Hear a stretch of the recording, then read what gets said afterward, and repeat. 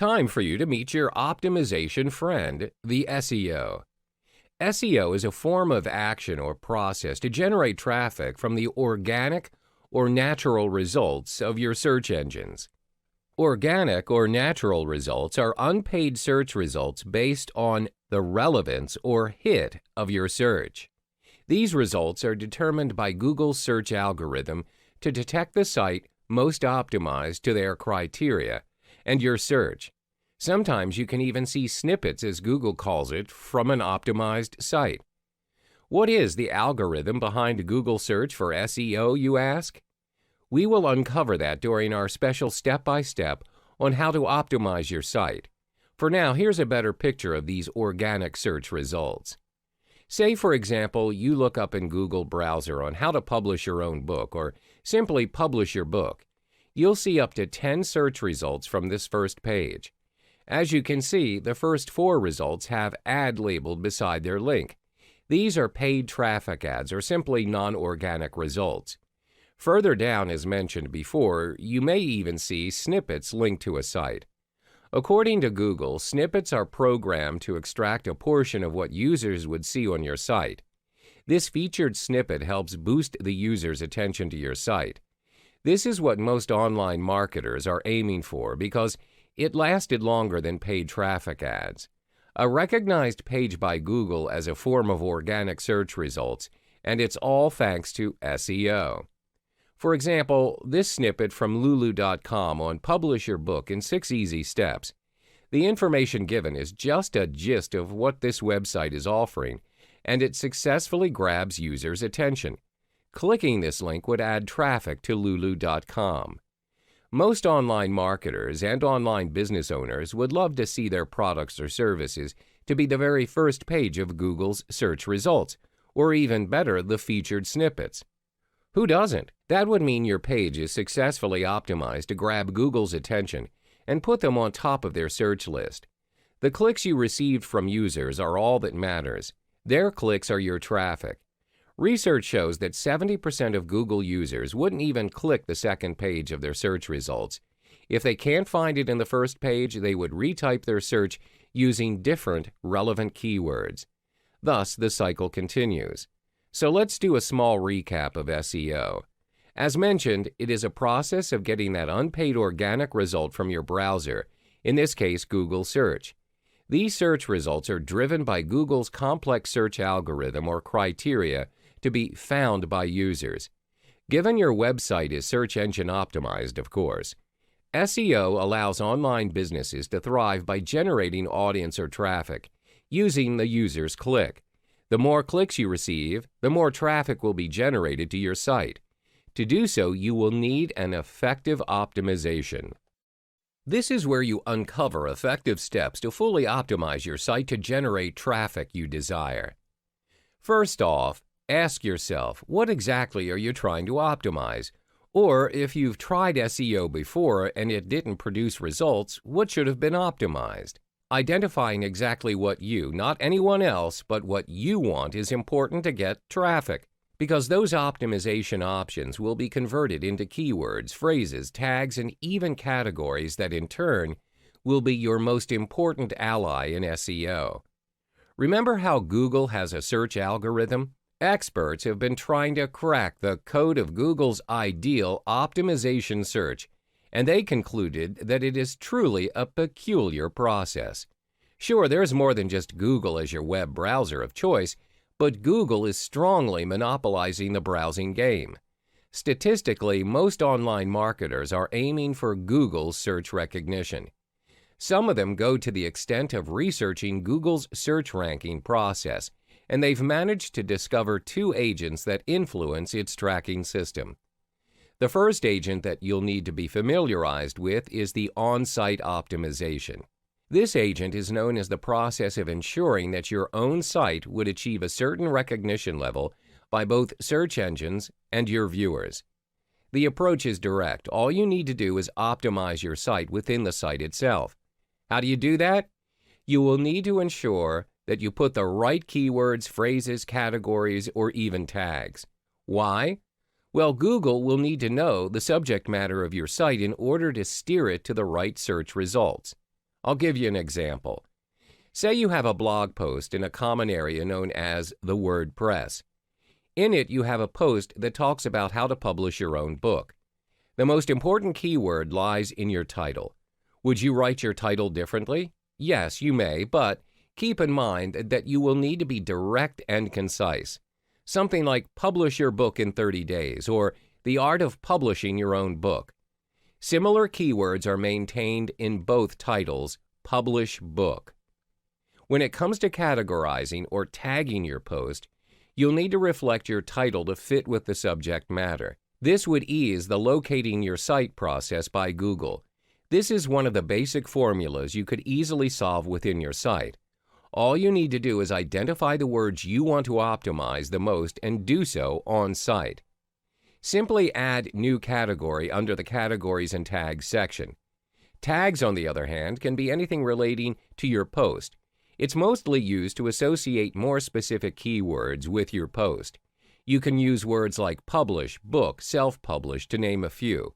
Now, let us continue with the next agent. The next agent of SEO is the off-site optimization. Off-site optimization is a process of ensuring your site achieves the highest rank using external approaches. Simply put, it's not optimized within your site. You'll need other sites, multiple platforms to steer Google into your main site. By now, the most important site as ranked by Google will be announced as the highest ranking site in a search result. You'll see this site mostly in the very top 3 of your search results on the first page list. To be one of those sites, explore how Google evaluates the importance of a website. The key to Google's attention is through links. You see, the more links are being shared on multiple pages, the more important your site will look to Google. Take a look at this image. Your site is at the center, and you have multiple sites sharing or linking your site in their site. Google will define this site, your site, as a presence of authority. The formula sounds simple, doesn't it? Well, not quite, because your real challenge would be how many other sites are actually linking your site, or do you have ample reliable content for users to consider linking to it? Most times, the perception of a site's authority is regulated by the number of sites that are linking to it. When your link appears on a bigger platform and recognized blogs, it will steer your site to rank higher in Google's list. For example, previously you have a post regarding the art of publishing your book. It's generating views on site optimization. However, your traffic is not meeting your expectations. So you wanted to use the off-site optimization agent by linking your main site to other platforms. Most online businesses resolve this problem by creating multiple social network accounts. These social network giants, such as Facebook, Instagram, Pinterest, Tumblr, or even Snapchat, are sometimes more efficient in driving traffic than your sole website. This is because online users around the globe have at least 2 out of the previously mentioned social network accounts. You either create a page, a group, or a profile dedicated solely to your business and start building it up using content from your website. This way, you're generating views by linking your main site to these platforms. Doing so allows your links to be shared to users of these platforms. Your traffic will rise, and slowly your site will be presenting an authoritative figure to Google. What's next between you and SEO as your traffic-generating agent? As you can see, the agents are there to assist you in achieving the traffic you want to your site. The more traffic you generate, the higher your site's authority is perceived. There are 2 additional ways to implement on-site and off-site optimization. Meet the white hat and black hat of SEO. They are known as part of the implementation method for you to utilize on-site and off-site optimization. White hat SEO is the legal optimization vehicle to generate traffic to your website, while black hat SEO isn't. Despite the need to keep pulling traffic to your site, there are cases where desperate online users would opt for black hat SEO. White hat consists of building links to your site and analyzing potential optimized keywords. Its objective is to increase the fame of your site through a relatively good content that is practical to be shared and linked to, thus increasing your traffic slowly but steadily. Black Hat, on the other hand, is none of that. Those who practice this are deemed guilty of breaking the rules set up by Google to achieve the highest ranking of searches. It's illegal and can get your site to be penalized and potentially banned from the ranks of search engines. The most important aspect of generating traffic using SEO is patience. No site can accelerate its rank within a day's time, unless, of course, you pay for the service. Fret not, because the key to a steady growth of traffic is consistency. Consecutively, the words used to create your post should portray the chosen title. Always check wordings to your link and the reliability of your link. This eases other users who want to share your post to the world and bring you traffic. Finally, don't leave your site stagnant, even for a day. At the very least, you should be making a post at least once a day. This would give you the reputation of consistency amongst readers, knowing they could rely on you for an update. Nobody likes a stagnant blog or page. Keep in mind, using the method of SEO takes time for your site to be recognized. Whether you integrate the on-site and off-site agents or both to help you out, the results you want might come in slower. All you need to do is maintain your consistency from the above elements, and you'll do great. Time to meet one of the biggest traffic-generating giants, Facebook. The word Facebook is no longer foreign to almost every nation's population. Facebook took the world by storm when it first made its official appearance in 2004. 4 years after its launch, Facebook garnered more than 100 million users. To date, Facebook announced they have over 1.9 billion active users and 1.15 billion mobile active users. The definition Facebook provides for active user are users who have visited the site in the last 30 days, followed by monthly growth, the average percentage of growth rate from the increase of active users. If you think this information is a waste of time, then making traffic from creating a free Facebook page is not for you. Believe it or not, these numbers put Facebook on a golden plate, making it harder for business giants out there to ignore. Did you know the like and share buttons are clicked to almost 15 million websites daily? The potential of your own website's content to be shared and liked are higher with the help of Facebook. Don't forget the demographic users of Facebook. The split between female and male users on Facebook are similar percentages, which means you should be able to effectively reach both genders on Facebook. Since there isn't a large statistical difference between both genders, content generated is usually easily distributed and shared among everyone. On average, users spend about 20 minutes per Facebook visit, spanning across billions of users. That's a decent amount of time to make your relevance, to get the most traffic out of it. Some online marketers may be overwhelmed by the amount of time and effort they should spend on Facebook just to make a grounded appearance to active users. Generating traffic using only a free Facebook page may seem impossible at first, but this information given out to you is more than enough for you to take advantage of it. This is part 2 of becoming an Instagram user on the go. Your next step is navigating and learning Instagram Insights. Go to your profile page and tap the bar chart icon beside your setting icon. It will appear blank if you do not have any posts yet. Considering you have posted a few photos, the information will appear. This page is divided into 5 sections. However, the last section requires you to pay to promote, thus we will not touch upon that. Before going through these sections, there are 3 key points to Insights. First, impression is the total number of times all your posts have been seen. Next is reach, which is the number of unique accounts that have seen your posts. Then you will have profile views and eventually followers. Now, the first section is at the top of the screen. It will show you how many impressions you made for the last 7 days, and the differences in number between this week and the last week before. These numbers are basic information on whether you're progressing or regressing that week. The second section provides you with the top most post in the last 7 days. You may tap the See More icon and be directed to the most popular post you've had over the last 7 days. At default, the topmost photos will be arranged as per their highest number of impressions. You may, of course, filter those arrangements by sliding up the filter option. You can even see individual impressions made by individual posts you have. Simply tap on any of the photos you want to view and tap View Insights underneath the post. Here you have the total number of impressions, reach, and engagement your post has generated. The third section is the Stories section. Creating stories allows you to have a direct impression to your followers. Click the Create New Story and you'll be directed to post one. The last section is the Followers Activity. This bar chart shows you when your followers are most active on Instagram. You can even tap See More icon to view the categorization. You have information of your followers' gender, age, and even location.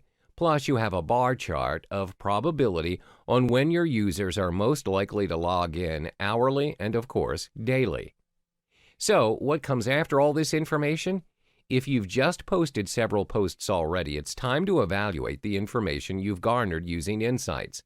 Study your viewers based on your target audience and the actual impressed audience. From there, connect the dots between them and the post. We've reached the final lesson to gain traffic using Instagram, so what's next? Remember how previously you could add your contact information when you've converted your normal profile into a business profile? Well, that is the only clickable link directing users to your website. That's why it's important to add your website to your description and thus direct users to your desired website. So one of the constant ways to do this is to always mention your website link on every caption of your posts.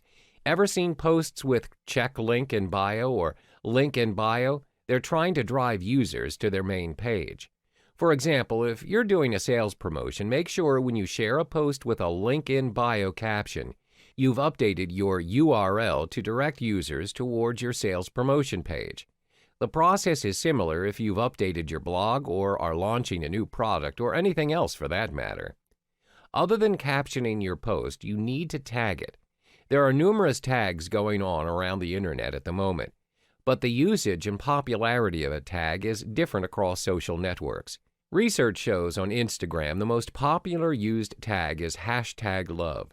Currently, it spans across 1 billion posts in 2017, and it's commonly used by teens.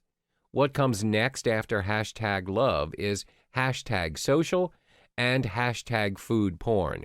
Both span around 5 million and 100 million usage consecutively. But what if your business is not related to love? Can you even maintain a tag related to post if none of your posts equates to the next popular hashtags? Then it's time to get creative with your tags. Let's say you've had a new strawberry milkshake recipe to boast about, and you've updated the how-to on your blog. Remember to update your link and hashtag your captions.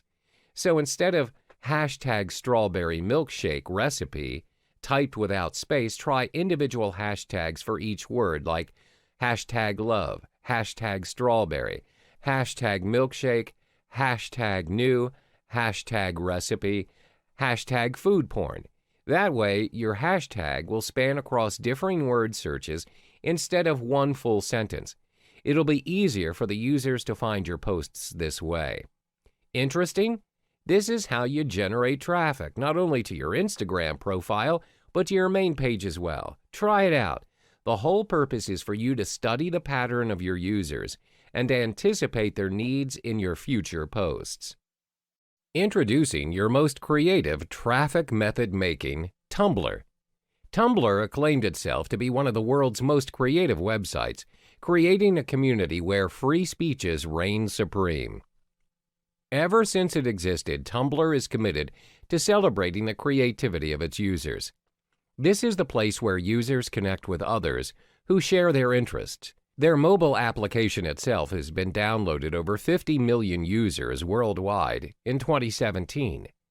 Following this reception, Tumblr has been dubbed as one of the highest traffic-generating methods apart from Facebook.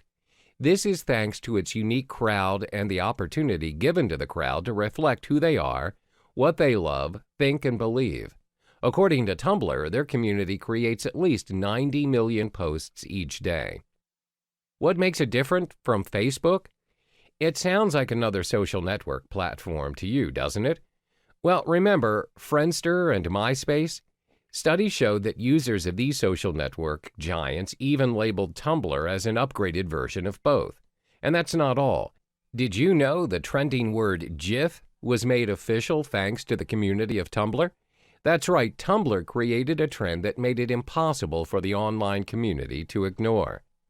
There's also an occurrence where a 30-second-long Japanese commercial went viral amongst fans worldwide, especially the Tumblr community.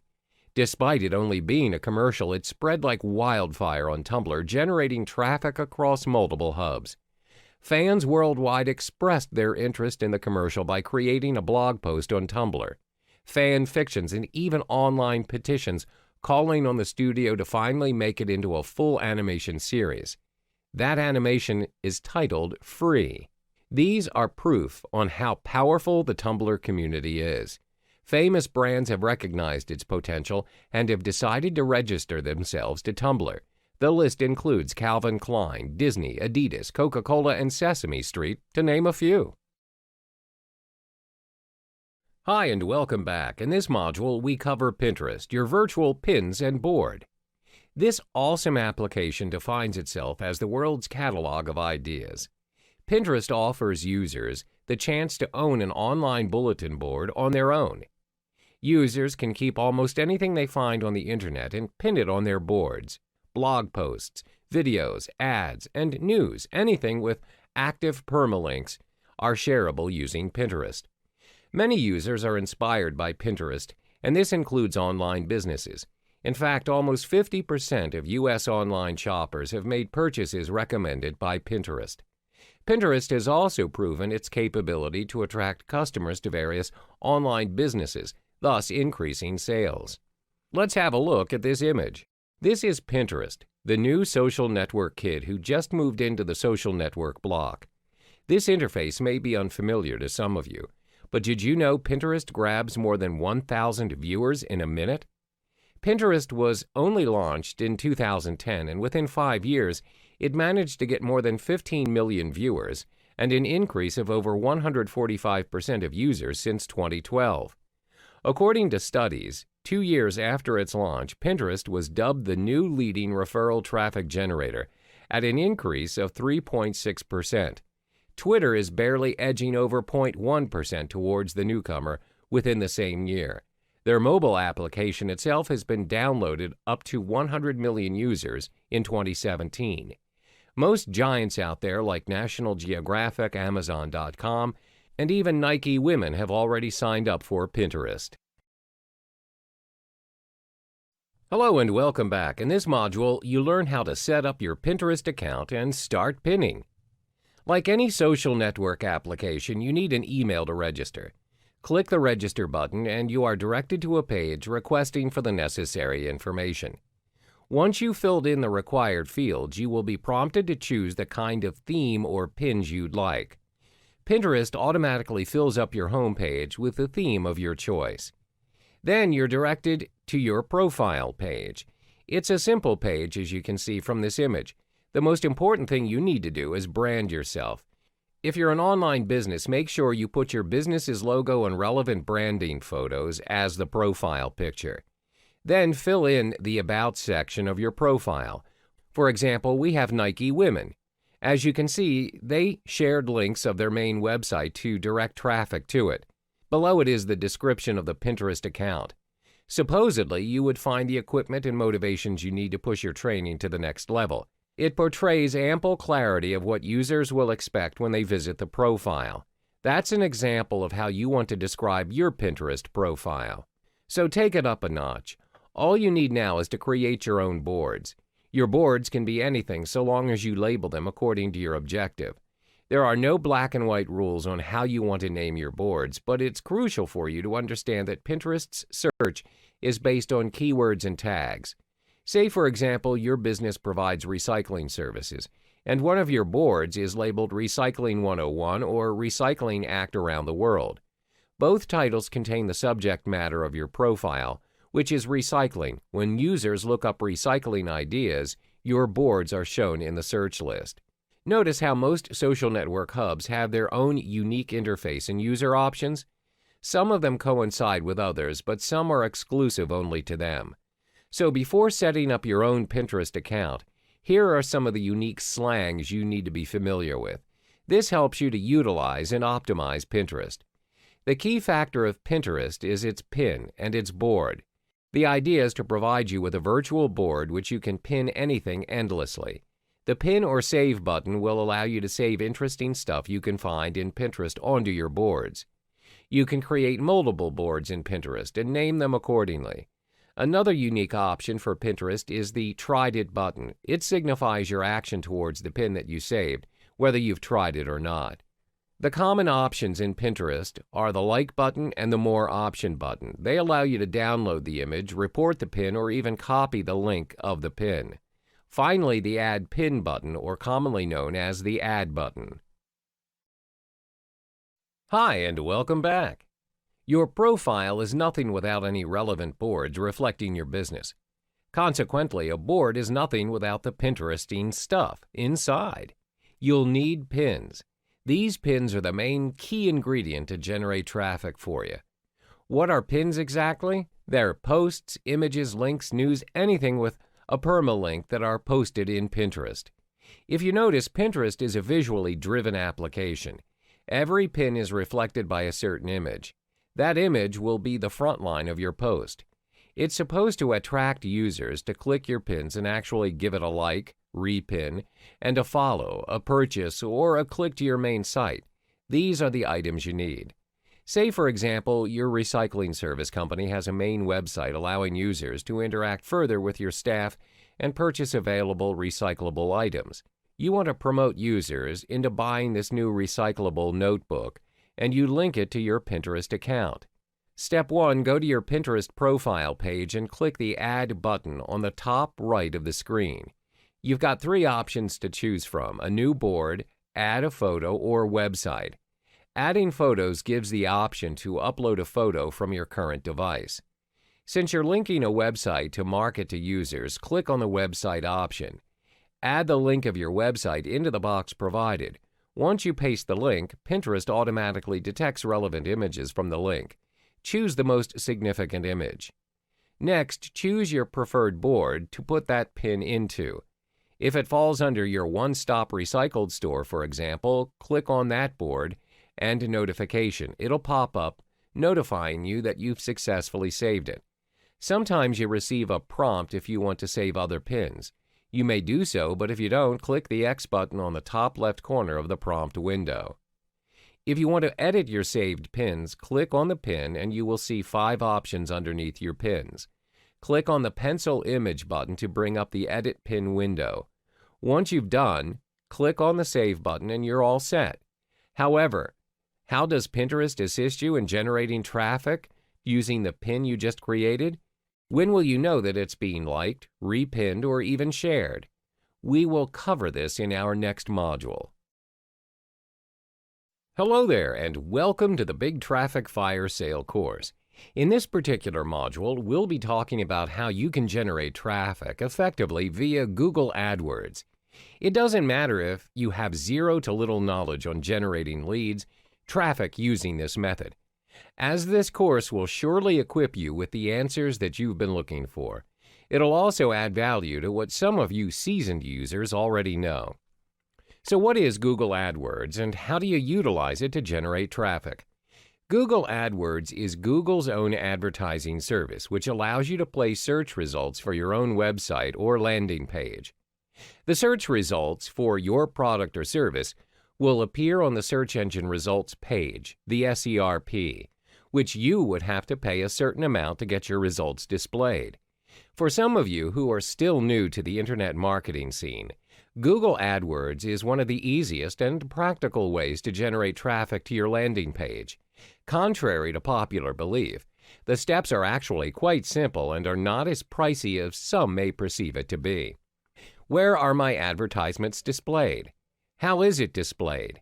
As mentioned in the previous slide, your advertisements will be displayed on the SERP, within the listings of the search engine. The SERP is the results page where users have typed their keywords for their search of interest in the Google search page beforehand. The ads can appear in two ways, at the top of the SERP or at the sides. They can look more and more alike, like the original search results. Usually, a lot of users do not actually recognize the difference between an ad and the original search results. At the moment, Google places a small ad label on the Google AdWords which appear in the SERP. Now that you have a rough idea on what Google AdWords is, we'll look into the mechanics of how to start your own Google AdWords campaign and navigating it towards your favor. Hello there, and welcome back to the Google AdWords module. In this module, we'll be unraveling the mechanics of this vehicle, which is essential to kickstart your own campaign and generate your very own traffic. The first vital step is to kickstart your Google AdWords journey, is to create a Google account. If you already have an existing account, then you're good to go. But some users prefer to create a new account, specifically for their use of Google AdWords, so it would not get messy and it'll be more organized. Once you're logged into your account, click on Create Your First Campaign button. Then there's 7 simple steps to kickstart your campaign.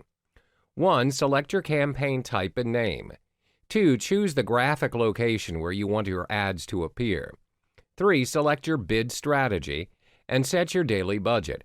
4. Create your first ad group and write your first ad.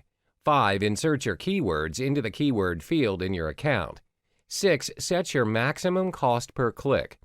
7. Enter your billing information. For the first step, I recommend that you choose the search network only as your campaign type for starters. Secondly, decide how large or small a graphic area you want to target. Thirdly, change the default bid strategy to I'll manually set my bids for clicks so you can easily work within your budget. Next, when you write your first ad, ensure your keywords are also inserted in the headline. The 5th step is to paste your keywords. Start with just one set and add plus signs, brackets, and quotation marks to see how many search results you'll get. The 6th step is to set your maximum CPC within your budget. For starters, maybe to always scale. Finally, your ads will start showing up once you've confirmed your payment. Now you're set. When you are already set up, it's time to delve into the building blocks, which is understanding what makes Google AdWords work. Keywords. Selecting the correct and relevant keywords to direct the audience to your landing page is key. As the advertiser, you select a keyword that a searcher might type when they search for their particular interest on the Google search engine. Then you create an advert that will appear on the SERP based on the keywords. Let's illustrate an example. When a person searches for travel packages to India on the search engine, adverts may appear alongside the search either at the top or on the right-hand side of the SERP. Organic search results will also appear amongst the ads, where some people may or may not notice the difference between the two. When you choose to venture into the Google AdWords scene, bear in mind that you're not the only company wanting to serve adverts for that particular keyword or keywords. Other companies with similar niches can also bid for a spot in the SERP. The truth is, if you want your ad to appear at all, you would have to compete against other marketers. The more you pay per click, the higher chance your advert appears in the SERP. However, unlike real-life bidding, it's not just the highest bid for price that is taken into account for the projection of your ad.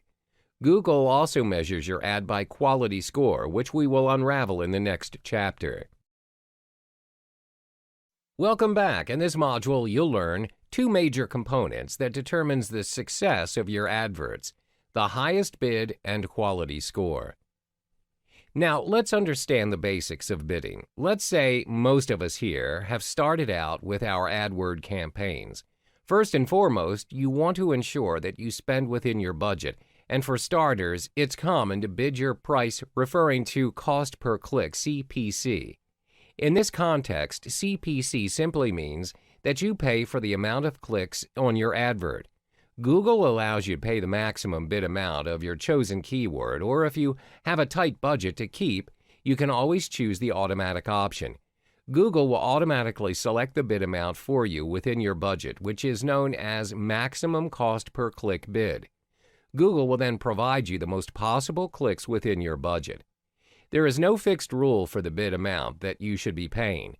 Different people will have different bidding prices, and at the end of the day, it is dependent on these three important factors, which are the type of campaign you're aiming for, the cost of your keywords, the success rate of your keywords. For example, let's say you've set your CPC bid to $1. You own an online clothing line shop and you make $10 from every purchase, and on average 1 in 10 visits results in a purchase. As a result, you only break even as your advertising cost is equal to the profit you generate. Therefore, to gain profit, your CPC should cost you less than $1. Hence, choose a bid amount that works for you in the campaign that you're aiming for. The next factor is the quality score. Before your keywords can reach the results page, Google will evaluate the relevance and the usefulness of your selected keywords for ads. This is to ensure that your keywords are relevant to the users. Google also looks into the quality of your website. For example, if the user types in Converse sneakers and your advert is "Purchase your Converse here," once they click on your ad, they would expect to be directly led to a website selling Converse sneakers and not a generic homepage, which is not good enough and is not what the user wants. You should take into account that a higher bid for an AdWord does not necessarily buy you to your results page display success. As a matter of fact, even if your rival's bid is higher, it's possible that you appear above their ad. The reason being your quality score is better. Higher quality score, lower CPC, so focus on both cost and relevance. Welcome back. In this chapter, you learn one of the most important strategies in ensuring your media buying campaign's success. The proven way is to reverse engineer your existing resources. What is reverse engineering and how do you go about it? Reverse engineering simply means that you work backwards. Instead of crafting a brand new plan for your media buying campaign, you make use of the information and resources that are readily available. The key here is to model what already works. This saves you a lot of time and money, as you don't have to reinvent the wheel and work with what is already there. Let me give you an example. How do you drive traffic towards your ads campaign via a specific site when you do not have any traffic to begin with? Most ad campaigners don't realize that the source of traffic is already there. Online users are constantly navigating from site to site every minute. It's your job to figure out which site or page they're viewing and how to redirect them to your website. One way is to reverse engineer from your competitors' campaigns. Identify their offer and their audiences. Have you come across a website with a banner promoting specific benefit, such as slimming ads or supplements? These ads are from affiliates or business owners just like you, and if you ever stumble upon an ad which has already served the site for quite some time, chances are the person behind the ad is making a boatload of money. Therefore, it's important for you to work backwards and pinpoint what exactly are their secrets in managing profitable campaigns. All you need to do is find where the existing traffic stream's at and get your message across. In the next module, we'll be digging in deeper into 5 essential variables that will be your foundation in setting up your successful campaign through media buying. Hey there, and welcome back. In this module, you'll learn the 5 distinctive variables that will ensure a successful online campaign. Before coming up with your campaign, there are 5 variables that must be taken into account to assure that you're on the right track. It's also to ensure that you maximize your return on investment and minimize your losses. That's what defines a strategic business owner. This module applies the reverse engineering strategy shared with you in the previous module. When your ads aren't working, refer back to the 5 variables and remember to not have more than 2 unknowns out of the 5. If you do, it'll be hard for you to produce an effective ad to lure massive traffic. The 5 distinctive variables are: 1. The demographics of your prospective customers. 2. The offer. 3. Your landing page. 4. The source of traffic. 5. Your ad copy. First are the demographics of your prospective clients. Before putting up your banner on a specific site, you must identify who's your target audience. As stated in the previous modules, identifying your target market is one of the key factors to an advertisement's success. What's the point of advertising without anyone even being interested? Therefore, you need to get your demographics right. There are 4 points of information to gather. Who are they? Where's their location? What site are they on? What are they interested in? The answers to the questions will give you a bigger picture on how to strategize your ads and which site to display them on. If you put the right offer in front of the wrong demographic, it won't convert. The second variable is your offer. You must be sure of what your offer is. What are you selling? What are the price points? What are your upsells and downsells? An effective way to model your offer, of course, is by reverse engineering. How? Go through or purchase your competitor's offer. Yes, that's the ultimate secret. It's a form of research where you don't have to devise a new plan entirely for your business. Instead, you tweak your offer according to your competitors. When you found a proven model, go with it. Why waste resources and reinvent the wheel? You can tweak and improve it later when you've made boatloads of cash. Third is your landing page. The landing page is the most important page in the sales funnel. Your landing page is where the prospective clients will be directed to after they've clicked on your ad. The landing page needs to provide information on what you're selling, where it can be in the form of videos or previews. Whatever it is that you're planning to do, cater towards your audience and what's working for them now. Always observe the market, work backwards, and adopt a landing page that's already successful. Let's move on to the fourth variable, which is your traffic source. As mentioned in the previous module, most ad campaigners don't realize that the source of traffic's already there. Online users are constantly navigating from site to site every minute. The question is, how do you redirect them to you? Last but not least is your ad copy. The ad copy is equally important as the other elements, as it's the gravitational factor that influences the prospective clients to decide on whether or not they should click on your ad to know more. It determines your click. There are 3 ways to write a persuasive ad copy. The first step is to use the AIDA model as a guide to write your copy.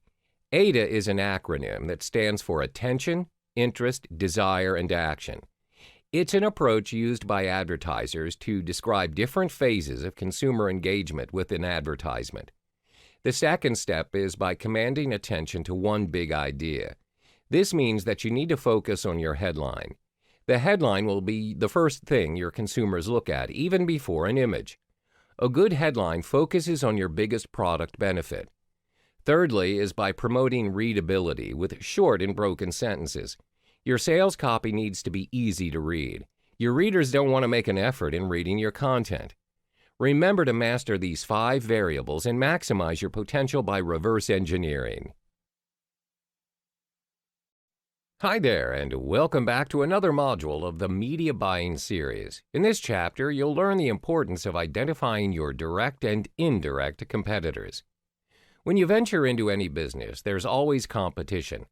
Therefore, you have to take a strategic step by identifying who are your direct and indirect competitors, especially those who are a step ahead in the business and are creating massive profit day by day. Why is conducting a competitor analysis necessary? First and foremost, when you have an idea of who you're competing against, you will take the initiative to take it up a notch. You can use the information that you have to improve your business performance when you compare it with your competitor. You're also able to identify gaps in the market. Most important, you can leverage on your competitor's traffic source as you now know what the audience is willing to pay for. The same case applies when you choose to advertise your product or service via media buying. There are 2 types of competitors. 1, your direct competitors. 2, your indirect competitors. First, let's understand the direct competitor. Your direct competitor is defined as the company offering the same product or service as you are. For instance, if you're selling health supplements, You notice that Company A is also selling health supplements. Meanwhile, your indirect competitors are those who are offering an entirely different product or service than you are, but they are catering to the same demographic. This means they have the same target audience as you do. Let's illustrate an example. As stated earlier, your company's selling health supplements, catering to a specific audience. In this case, let's say your customers are focused on elderly folks ranging from 50 to 70 years old. For Company B, they are serving the exact same audience as you are. However, they're offering a different product. Company B is offering a fitness course for their customers. What you need to know is there are sites or applications that allow you to track your competitors' performances. One such software is SimilarWeb.com, which is free and practical for those who want to have a rough idea of how their competitors are doing. If you want to dig deeper and have a more detailed description of your competitors, then you can opt for WhatRunsWhere.com as well as AdBeat.com. To subscribe to this site, you have to pay $200 per month. Among the useful information that sites provide regarding your competitors include: what is their niche? Where are they generating their traffic from? Which referrals or advertising platform are they using? For example, Taboola.com, Alternative Daily? Which site are they purchasing their ads from? How many visits do they have on their landing page? When you have gathered the information, you can figure a way to model it to fit your campaign. Be more innovative and add more value to the products or services in the gaps that you've identified. Remember, driving traffic is about 90% offer, as Internet marketing specialist Russell Brunson puts it. When you've got the right offer at the right place at the right time, you'll surely generate the amount of traffic that you deserve. Hey there, and welcome back to the Solo Ads series. In this module, we'll be focusing on another golden rule where you can't afford to miss, which is knowing your numbers. When we talk about numbers, it all boils down to two major components. One, identifying the cost to purchase your solo ads. Two, tracking your progress. In any business, it's vital to identify the costs invested in your product or service. This is to ensure that you adhere to the budget and do not go overboard as a result, wasting your resources. When you have invested, the next step would be tracking your progress to identify if your investment generated profit or loss.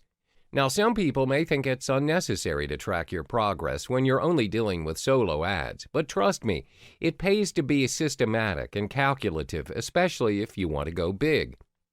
First and foremost, let's identify the cost to purchase your solo ads. When purchasing solo ads, you are usually charged based on cost per thousand. That's CPM. CPM is a marketing jargon and is the most common method in pricing web ads. It refers to the cost of a media vehicle reaching 1,000 people in audience. Some solo ad sites will charge you based on their fixed rate. For instance, it'll cost you $1,500 to advertise to a mailing list of a specific size. The M in CPM represents the Roman numeral for 1,000. The CPM formula is as follows: cost of 1 unit of media program divided by size of media program audience times 1,000. Let's illustrate an example. The mailing list size for Market A is 100,000. The price for a solo ad referring to Market A is $10,000. Therefore, your CPM would be calculated as follows. CPM equals $10,000 divided by 100,000 times 1,000, which equals $100. This means it'll cost you $100 to reach 1,000 audience in Market A. The cost to purchase your solo ads is dependent on the market. But remember, our rule is to start small and grow bigger as you go. Do not pay a fortune if you are still new to the scene. After you've paid for the cost and your ads are up and running, it's time to track your progress. What you need to do is create your own method for tracking, where this can be effectively done with Microsoft Excel. Get to know your numbers and, most importantly, your results. Did you hit the target? If you did, then congrats. If you did not, then this is when you backtrack and detect what went wrong. You should track your progress based on the following points. number of clicks on your landing page, sales accumulated, pending sales, the cost of advertising, profit gained, net results. Always remember, numbers don't lie. We've come to the final chapter of the Solo Ad series. In this final module, you'll be testing out your ads. From the previous modules, we said to test small and scale small. As a beginner, it is unrealistic for you to be too ambitious and spend your resources on a market you're uncertain of. The first try is always the hardest, and it won't guarantee you the results you wished for. Therefore, be strategic in your solo ad journey and test run your solo ads frequently through a small sample. For instance, when you found a particular mailing list that suits your market and the sample size is 100,000, what should you do? For the first run, you should only take up to 10% of the solo ad block, which means you select 10,000 lists from the entire block. This gives you the chance to track your progress and observe your performance. You are able to identify if the solo ad is in fact the suitable market for you. If it didn't work out the way you planned, devise a new plan and improve. Most important, you are not taking a risk you can't afford to handle as you are scaling it small. When you figured out the game and set up your game plan, my suggestion is to gradually increase your solo ads by 10%. Do not scale it up drastically. Remember, consistency and sustainability is always key. As mentioned earlier, from the 100,000 subscribers, you have had your test run of 10%.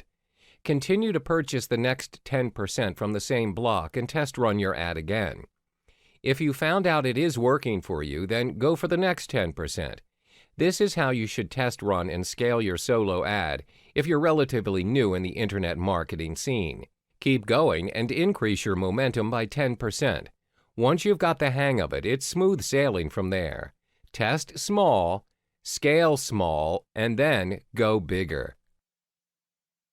Hello there. In this module, we cover the fundamentals of Warrior Special Offers, WSO. WSO comes under the Warrior Forum, a forum specifically designed for internet marketers. Freelancer recently bought the Warrior Forum, where the forum now includes a great community of online freelancers. WSO enables you to create your offer and showcase it to the subscribed members in the forum. Over 1 million people are registered under this forum, where all of them have a common interest in internet marketing.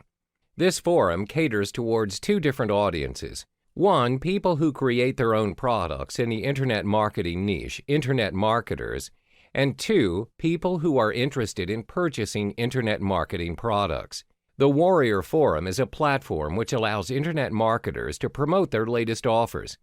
They provide spaces for marketers to place their banner ads in the forum. However, in order to advertise your banner, you would need to have access to the War Room, which is a sub-forum under the Warrior Forum. You'll be charged $37 for a lifetime membership. Apart from that, the Warrior Forum caters towards the email marketing business. This is one of the main strategies to generate your leads. You are able to promote your offer to people on the forum's mailing list for a fee. The forum generates their mailing list from the registered members of the forum. Let's say you ordered a product through the Warrior Forum. You're automatically on the mailing list, where they will mail you the offers every single day. We'll be discussing the basics and creating your WSO in the next chapter. Stay tuned. Welcome back. We've reached the final chapter of the Facebook advertisement series. In this module, we'll walk you through the steps to optimize your Facebook ads to increase your chances to drive more traffic towards your offer. From the previous courses, I'm sure that you now have an idea on how to run your Facebook ads. However, running your ad is one story and optimizing it is totally a different one. There are 4 critical steps to your Facebook ads optimization. 1. Defining your campaign's goals and strategies. 2. Refining your lookalike audience. 3. Narrowing down your retargeting audience. 4. Facebook ads A/B testing. Let's discuss the first step to optimize your Facebook ads, which is defining your campaign goals and strategies. In the earlier modules, we've emphasized on how important it is to be clear of your campaign objectives. The optimization process of an ad campaign begins before the first ad even gets created. In the context of driving traffic to your website or landing page to generate sales, there are two important strategies to abide by. 1, your ad's creative. 2, your ad's conversion tracking. Firstly, it's your ad's creative. Visuals are proven to be effective in promoting consumer products. Therefore, it's important to use professional pictures for your products. Adding a human element can increase the number of clicks. Do not focus on the features of your offer. Instead, focus on the benefits that it can bring to your prospective clients. Secondly is to optimize your Facebook ads conversion tracking. Always use Facebook conversion tracking. Remember that you're not interested in clicks or likes, but your Facebook ads cost per conversion. Once you've got your Facebook conversion tracking in place, split test your ads campaign to search for the right audience and design. The second step to optimize your Facebook ads is to optimize your lookalike audience. To refine your lookalike audience, you need to test out your ads using different selections of interests when you are building your ad. Once you've discovered the right set of lookalike audience and interest, it will definitely reduce your cost per conversion. The third step is to narrow down your retargeting audience by breaking them down into various categories instead of grouping them into a single entity. For instance, you may have audiences with different interests, age groups, and locations. When you break them down into different categories, it allows you to be more focused and specific in conveying your message to various audiences. Through this approach, it's possible to increase your audience engagement and improve your conversions from each audience's category. Another approach to retarget your audience is by expanding the age gap of your audience. For instance, you're putting up your ad where you're offering a software and the targeted audience are tech-savvy users. Most advertisers will pick an age range of 18 to 44. Usually, a younger audience will need permission by their guardians to make a purchase, or they don't have enough money to make the purchase. Therefore, by increasing the age gap, you are lowering the cost per conversion, as you're only attracting the correct audience. The fourth and final step is to run a Facebook ads A/B testing. To determine which ad campaign works better, you'll need to run a split test. How do you execute this? Running 2 different ad campaigns on 2 different devices, mobile and desktop. This approach will effectively allow you to target each audience with a specific message instead of running a single ad campaign on different platforms. 2 different ad campaigns on different devices mean both are targeted to different audiences to detect the differences in the results. You don't need a massive ad spend budget to run your split test. Just utilize your standard Facebook ads budget and split between the 2 campaigns. Creating Facebook ads campaigns requires a lot of optimization and testing. Testing helps you in determining which major or minor changes are required to adjust your campaigns. This will improve the performance of your ads, creating a positive opportunity to drive traffic and increase conversions to your landing page.